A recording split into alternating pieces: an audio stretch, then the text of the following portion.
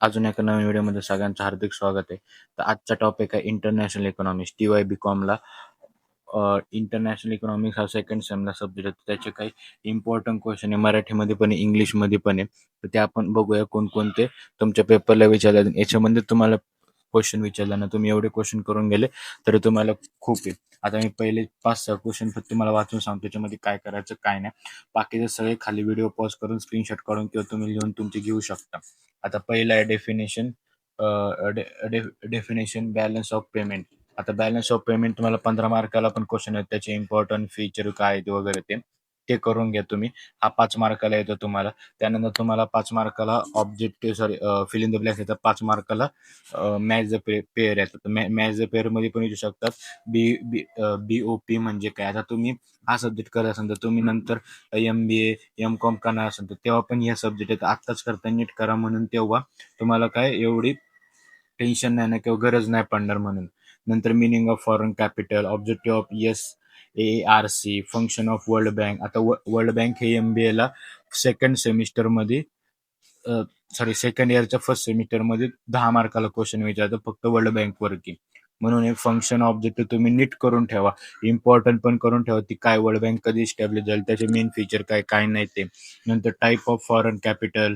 नंतर काय EXM असं IM policy of India, function of IMP.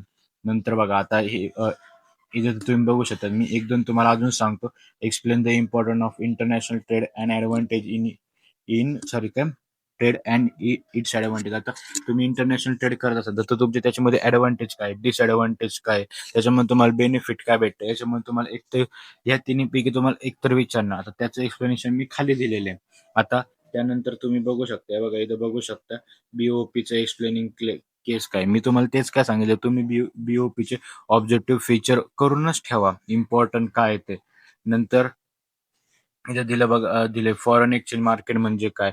Foreign exchange market कधी गरजेचं आहे, तुम्ही MBA M.Com करणार असाल तर तुम्हाला पुढे गेलं हे गरजेचं आहे, कारण याच्यावरती प्रत्येक टॉपिक आहे. ते आता तुम्ही केलं डीप अभ्यास तेव्हा तुम्हाला 100% फायदाच होणार आहे.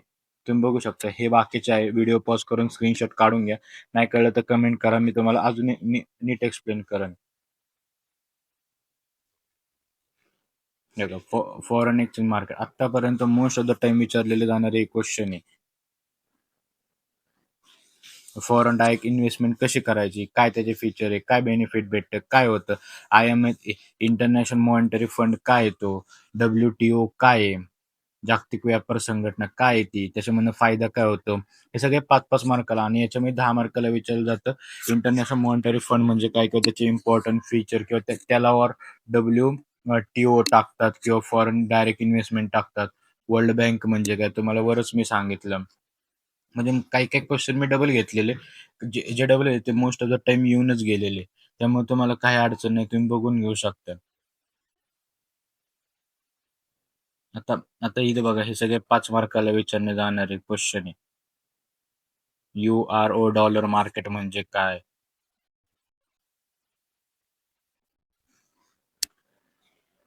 बघा एक 40 क्वेश्चन घेतले, याच्यामध्ये 4 सोडून दिले, तर तुम्ही 40 क्वेश्चन केले. सॉरी 44 क्वेश्चन, त्याच्यामधले 40 तुम्ही केले.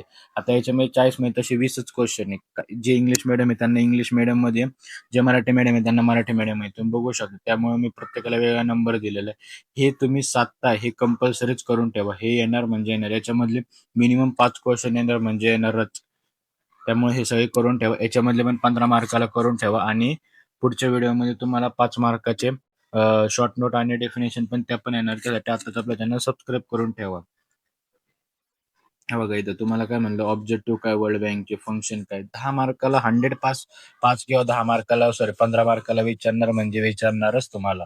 15 मार्काला विचारलं ऑब्जेक्टिव्ह इम्पॉर्टंट फंक्शन हे 3-4 तर विचारतात किंवा दोन कोण विचारतात, वर्ल्ड बँक आणि IMF, कारण हे सिमिलर आहे थोडं म्हणून हे दोन्ही विचारतात. तर बघू शकता अशा प्रकारे मी तुम्हाला इंटरनॅशनल इकॉनॉमिक्स सेम सेकंडचे TY BCom हे MBA ला पण हा सब्जेक्ट आहे, M.Com ला पण याचं टॉपिक आहे इंटरनॅशनल इकॉनॉमिक. तेव्हा तुम्हाला याचा फायदा होणार आहे. तर आत्ताच व्हिडिओ बघा आणि आवडला असेल तर लाईक आणि फॉलो करून ठेवा.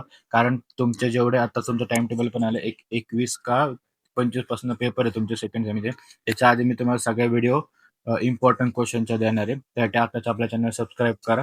व्हिडिओ आवडल्यास लाईक आणि शेअर करा. भेटून नेक्स्ट व्हिडिओ. तोपर्यंत बाय बाय.